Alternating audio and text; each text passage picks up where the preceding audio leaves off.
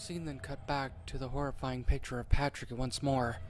This time, however, his blood-soaked mouth moved a little bit, as if Patrick was trying to say something. I couldn't exactly hear what he was trying to say, so I just assumed that he was just mumbling and not really saying much of anything at all. The scene then cut back to both Spongebob and his parents looking down at Patrick with a mix of guilt and shame spread across their faces. "Is there anything that we can do to help him?" Spongebob asked. "As of right now, no. Your friend's in a coma, and we're not too sure when he's going to wake up from it. If he wakes up at all," the doctor muttered. Both Spongebob and his parents both cringed at the very thought of Patrick dying. "The best thing I can say for you all to do is give him some time to recover. That's all I can say."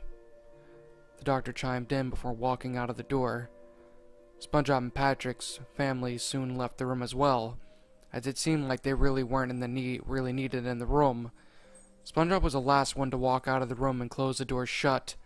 He takes a look around the hospital area to see if he can try and talk with Patrick's parents, but instead there was a note taped to the door, which Spongebob pulled off. The camera then cut to show the contents of said note, which panned downwards as Spongebob read it. "Dear Mr. Squarepants, we both want to apologize for arguing with you back there. It wasn't right of either of us to talk to you like that in that kind of attitude.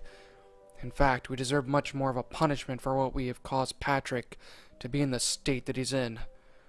So it's with a heavy heart that we relinquish any contact with our son for his sake. We both know for a fact that you'll be a better influence on our son's life, and so we put our trust in you that you'll help him get better. As for us, we don't want to cause any more problems, so we're moving away. It's honestly for the better." I'll be honest here, I didn't exactly get what both Patrick's parents were really trying to say, but it seemed like Spongebob knew all too well. The camera cut to Spongebob crumpling the note in his hands and throwing it down in a fit of anger, and then walks out of the hallway, and the scene fades out. After a few seconds, the screen returns. Spongebob is in his living room, who apparently can't sleep due to the fact that he's been walking aimlessly all around in his house in his PJs. As he walks around the room, he starts to talk to himself. "What am I gonna do? Patrick's parents were supposed to help with Patrick's condition, and they just run off like that? It's been 3 days. 3 whole days since I've heard from them." Spongebob, in a fit of rage, beat his fist on the table. "Talk about parents of the year," Spongebob muttered angrily as he sat down on the table that he had struck. "But I don't know what I'm gonna do. Patrick's not exactly the brightest light bulb in the closet, and trying to get him to keep him from eating sugar is like trying not to breathe for the guy." Spongebob let out a defeated sigh and slumped his head over towards the tabletop. As he does this, the doorbell suddenly rings. Spongebob gets up from his seat and casually walks over to the door and opens it up. Turns out it was Sandy and Mr. Krabs who was standing outside of the house. "Mr. Krabs? Sandy? What are you guys doing here?" Spongebob asked. "Well, me boyo, I heard about your little issue, and I just wanted to come over to see if you were all right," Patrick says in a rather selfless kind of way. "And I'm here for the same reason, Spongebob. How you been holding up?" Sandy says in her usual country accent. "It's been bad. Really bad, actually. Patrick's parents left him with nothing and just moved away like that. While I'm here wondering to myself how I'm going to help Patrick at keeping up with his diet, and most importantly, stressing out over the fact that I might..." Spongebob closed his eyes, and then closed his mouth shut and shuddered. Sandy and Mr. Krabs both looked at each other, and they both went up to Spongebob and sat next to him, holding him, trying to comfort him. Hey, boyo. You don't need to worry so much. Patrick will be alright. He's a fighter, and he'll get through this." "Yeah, SpongeBob," Sandy interjected. "If Patrick can survive my numerous science experiments, the ice cold in my tree dome, and even having his water helmet off for a long period of time, I'm sure that he can survive this," Sandy said. The camera then panned down to SpongeBob, who looked up towards the others and smiled. "Thanks, guys. It really means a lot to me that you'd..." SpongeBob was interrupted with Squidward barging in the door and popping his head in. Is it true? Squidward asked before running in. Is it true that Patrick's in a coma? With diabetes? Squidward asked, this time with a hint of glee that made me feel rather unnerved. Yeah, Spongebob said, his smile now gone and reverted back into his depressed form. Squidward then looks at the others for a bit, with a bit of shock, and then does something that nearly made me want to punch the living shit out of my computer screen in complete rage. Squidward proceeds to get a bunch of party decorations and start decorating them around the house in almost an instant, and begin to dance around and start having a party, chanting away as he danced, "No more Patrick! See ya, Starfish!" and other disgustingly mocking phrases. Both Sandy and Mr. Krabs look absolutely horrified, yet disgusted at the very sight of what Squidward was doing. However, SpongeBob just got up from where he had slouched down, and lifted his head up to reveal a look of complete hate, anger, and rage plastered onto SpongeBob's face. SpongeBob slowly walked across the room where Squidward had set up a music box to play the typical party music that the SpongeBob series tend to play as, well, often as possible. And without another word, he grabbed the box, took it, and threw it on the ground, smashing it into pieces. Squidward then looked over at SpongeBob with an annoyed look. "Hey, where did the music go?" SpongeBob then turned his head. The same look of hate and anger splattered on his face, and he began walking, well, stomping actually, towards Squidward. Squidward, of course, walked backwards in fear at what SpongeBob was going to do to him. After a few seconds of walking backwards, Squidward backs himself into a wall. SpongeBob, now breathing heavily, glares at Squidward before grabbing him by the collar of his shirt and pulling him towards his face. "You better take that back, tentacles!" SpongeBob growled, as steam poured out of his nose in anger like a wild bull. "Why should I?" Squidward taunted, albeit with much hesitation. As a response to this, the screen cut to SpongeBob letting out a loud scream before punching the wall just inches away from Squidward's head. "Why should you?" SpongeBob screamed. "I'll give you a reason why. My best friend is in the hospital right now, possibly dying from a disease that he can't even wake up from. He's in a coma. I'm sitting here stressed out like crazy, wondering if he's even going to be alive. And here you are dancing and partying like it's something to celebrate." Squidward starts to sweat profusely from his brow before turning the tables over to SpongeBob. "If anything, he deserves it for all the garbage that he's put me through. He's stalked me, destroyed my house numerous times, ruined my Sundays, and so many other things. He'd be doing the world a favor if he just died already," Squidward yelled. The camera then went back to SpongeBob, who at this point had already had a death glare on him. His face started to become beet red with anger. Then in an instant, SpongeBob lunged at Squidward and literally started to beat the living shit out of him. And I mean about as brutally as you would think. He knocked out a few of Squidward's teeth, broke his nose, and gave a few black eyes as well. In fact, the brawl itself was becoming so bad that both Sandy and Mr. Krabs had to run up and restrain SpongeBob. Once SpongeBob had been restrained, the camera went back to show Squidward, who was now cowering in the corner as cartoony blood poured from his nostrils and mouth. "If you ever want to blame someone, blame me. I'm the one who made the decision between the two of us. He's not to blame here, I am. Patrick doesn't know any better. He can't even eat without my help." SpongeBob screamed at the top of his lungs.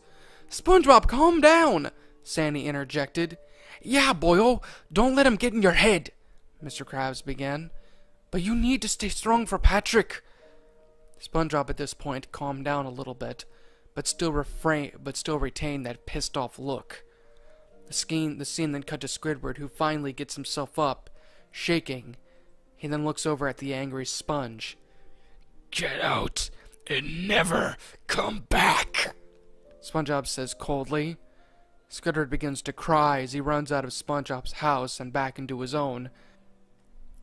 Sandy and Mr. Krabs both place SpongeBob down, and SpongeBob immediately starts running towards the hospital, to which Sandy and Mr. Krabs, in a surprised kind of way, run after him. The scene then fades back to the hospital area, with the sole exception of it being nighttime, with SpongeBob running down the road and into the hospital itself. The screen then cuts to SpongeBob running towards Patrick's door, until he crashed, as well as with Sandy and Patrick, into the doctor from earlier on in the episode. "SpongeBob, what in tarnation's gotten into you?" Sandy yelled. "Yeah, boyo, what are you thinking?" Mr. Krabs rebutted. "I'm sorry, I just need to see him. I just need to see him," SpongeBob's cries out. "Well, it's a good thing that you actually all showed up. Before I continue, I need to ask, are the two of you friends or acquaintances of Mr. Star?" the doctor asked Sandy and Mr. Krabs. "Yes, Doc, we are," Sandy responded. "Well, I was gonna call you, but since you're all here, I'm afraid I have some bad news. Your friend in there isn't doing well at all. In fact, just now, he's gone," the doctor said. Everyone's eyes widen in shock at this message. SpongeBob, it looks like he's at the point of a freaking mental breakdown. What do you mean he's gone?" SpongeBob whimpered. "Besides the machines that he's hooked up to, I'm afraid that your friend's nothing else more but a vegetable now. We've done everything that we possibly could to try and help him, but we just don't know what happened. He just started convulsing, and by the time we got there, he was already gone. The only things that are obviously keeping him alive now are the machines. Now, I know that this is hard to take in, but I'm sorry. I'm really sorry for your loss. Now, before I say or do anything else, I need to ask you if it's okay for me to pull the plug," the doctor asked. How long ago did he?" Sandy whimpered, just as he walked in the door. "I'm sorry again, everyone. Now, if you'd like, you can go and say your goodbyes before I, pull the plug," the doctor said solemnly. All three of them nod in agreement, and then proceed to Patrick's room. I honestly, at this point, felt really bad for everyone. Well, with the exception of Squidward, that is. I mean, now that I think about it, I can really see why this episode wasn't aired. I mean, for one, the entire episode itself was very mature for a SpongeBob episode, which, in my honest opinion, really isn't that bad of an idea. I mean, it'd be awesome, but I could kind of see the trouble, and the fact of the matter that it would get so much backlash from fans and parents alike. Anyway, upon making their way into the hospital room where Patrick laid at, the screen faded once more, and then faded to show Patrick's nauseating face. However, this time, it was so much worse. Like before in the episode, everything was pitch red, with the usual hospital equipment and the like. However, Patrick himself was honestly 10 times worse than what he originally looked. His body, from the lower jaw down to his stomach, showed the bottom jaw of Patrick's skull, followed by his windpipe and his internal organs. Now, compared to how a normal human being's internal organ structure is supposed to be, the way Patrick's organs were laid out was like a fucking dumpster. His lower as well as larger intestines were pushed up towards the front of Patrick's windpipe. His heart was lying dead center in the middle of the gory mess, not moving, not beating. Now, I've seen a lot of that gore. I mean, I stared at it for quite some time. I don't know why I did, but I did. and I know for a fact that there were at least a stomach or something else that was there. But honestly, if there were any there, it would have probably been overlapped by the mess of small intestines that were there.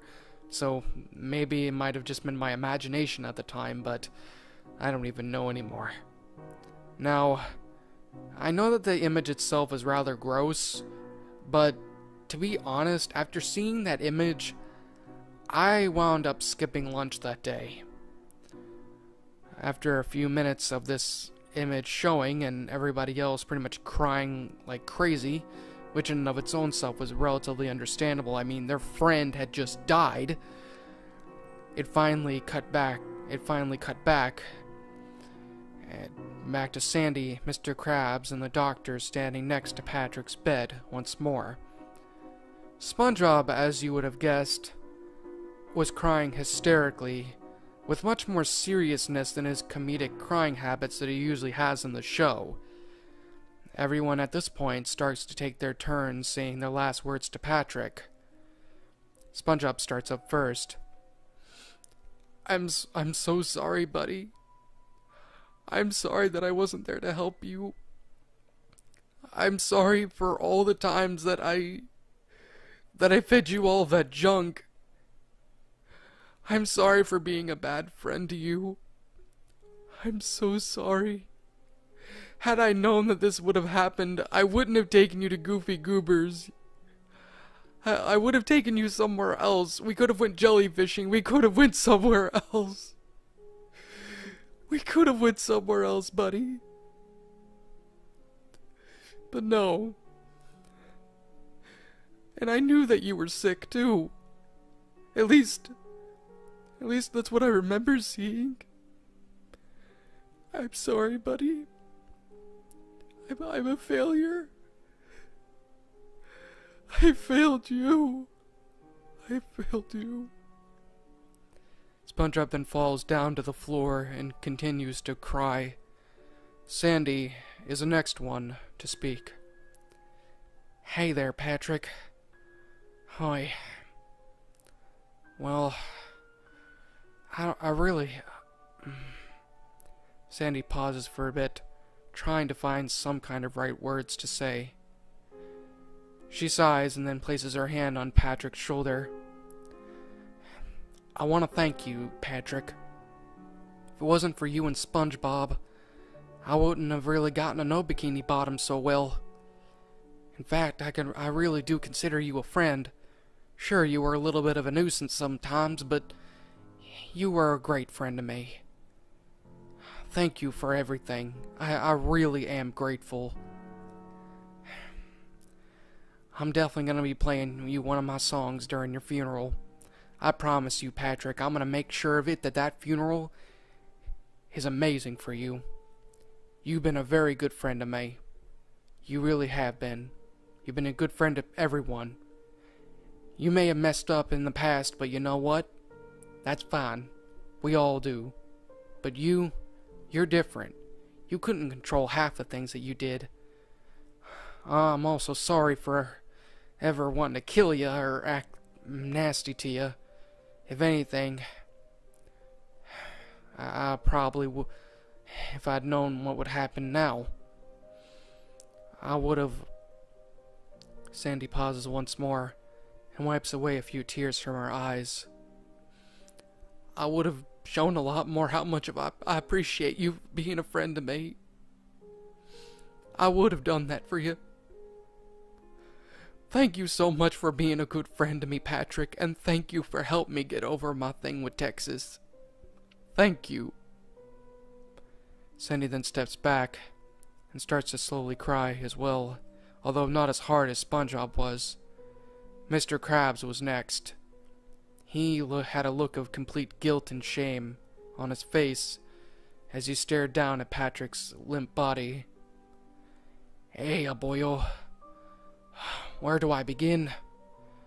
I've not been good to you. I really haven't. I haven't been good whatsoever, actually. I've used you for money.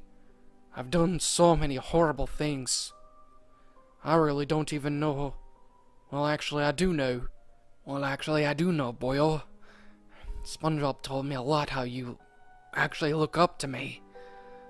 I'm surprised that you'd actually want to look up to me like that, despite the fact that I'm a cheapskate. Patrick, I had a family member that I lost as well to diabetes. I'm gonna change myself, Patrick, just for you. I promised you I'm gonna do that to you. I'm gonna help pay for all your funeral.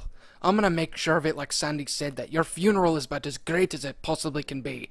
I don't care how much money I wind up spending. I'm gonna change my ways for you, Patrick. I promise you that. That's not ever going to stop. I'm gonna change myself and be a better crab to SpongeBob, to my daughter Pearl, and more importantly for you too, Patrick.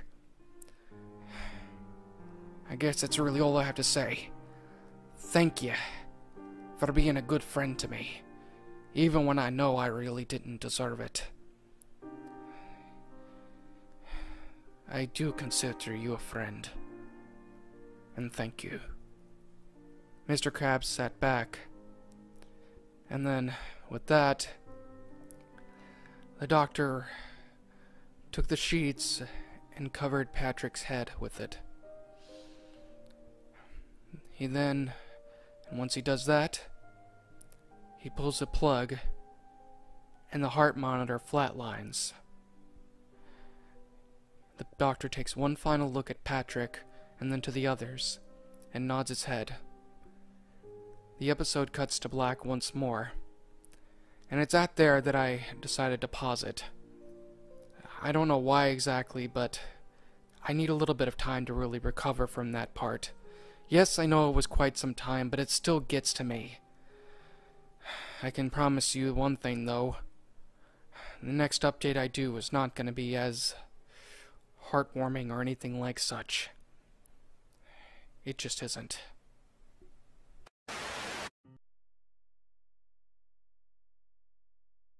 Hello there, my little shadows. It's me again, your master, the Shadow Reader. I hope you all enjoyed this little tale of horror. I honestly hope I didn't traumatize you too much after this. If you're new here and want to become one of my little shadows, then hit that subscribe button down below, and also make sure to turn on post notifications so that you can be the first to watch my brand new content when it comes out. Until then, sweet dreams, my little shadows.